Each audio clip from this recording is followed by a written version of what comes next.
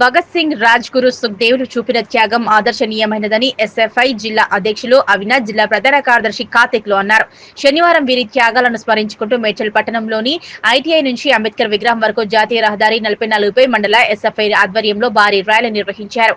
ఈ ర్యాలీలో విద్యార్థులు, యువకులు భారీగా పాల్గొని జై భగత్ సింగ్ నినాదంతో ర్యాలీని హోరెత్తించారు. ముఖ్య అతిథులుగా హాజరైన ఎస్ఎఫ్ఐ జిల్లా అధ్యక్షులు అవినాష్, జిల్లా ప్రధాన కార్యదర్శి కార్తిక్ మాట్లాడుతూ విద్యార్థుల హక్కుల కోసం నాణ్యమైన విద్య అందుబాటులోకి తీసుకురావడానికి వారు చేసిన కృషి అభినందనీయమని పేర్కొన్నారు. అన్యాయానికి వ్యతిరేకంగా పోరాడే వీరి స్ఫూర్తిని అనుసరించాలని తెలిపారు. విద్యార్థుల హక్కుల పరిరక్షణ, ప్రైవేటీకరణ, వ్యాపారీకరణకు వ్యతిరేకంగా పోరాడేందుకు ఎస్ఎఫ్ఐ కట్టుబడి ఉంటుందని స్పష్టం చేశారు. ఈ ర్యాలీ ద్వారా విద్యార్థుల సామాజిక న్యాయం, లౌకికవాదం, సమాజవాదం సిద్ధాంతాలను పాటిస్తూ సమాజ మార్పు కోసం కృషి చేయాలని ప్రతిజ్ఞ చేశారు. ఈ కార్యక్రమాన్ని ఎస్ఎఫ్ఐ మండల కమిటీ బాధ్యులు కిరణ్ ప్రసాద్ ఆధ్వర్యంలో విజయవంతంగా నిర్వహించారు.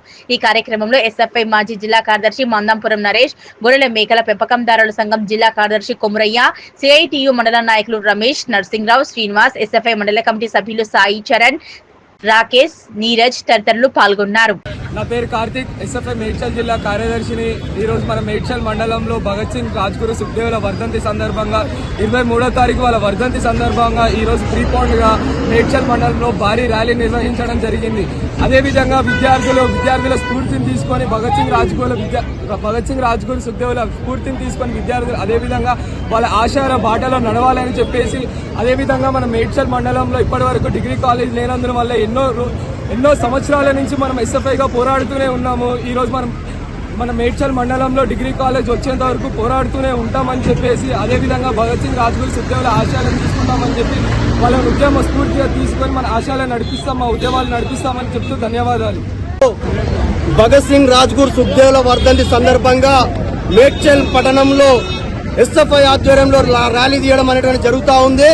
ఈ ర్యాలీ ప్రధాన ఉద్దేశం భగత్ సింగ్, రాజ్గురు, సుఖ్దేవ్లు బ్రిటిష్ ప్రభుత్వం ఉరిదీసింది. భగత్ సింగ్ ఆ రోజుల్లో అతని వయసు 23 సంవత్సరాలు, అంటే దాదాపు డిగ్రీ చదువుతున్నటువంటి విద్యార్థి ఈ దేశ స్వాతంత్ర్యం కోసం నా ప్రాణాలైనా అర్పిస్తా అనేటువంటి ఉద్యమంతో ముందుకు రావడం అనేది జరిగింది. ఆ పద్ధతిలోనే ఆ పోరాటంలో భగత్ సింగ్ అమరుడు అవ్వడం జరిగింది.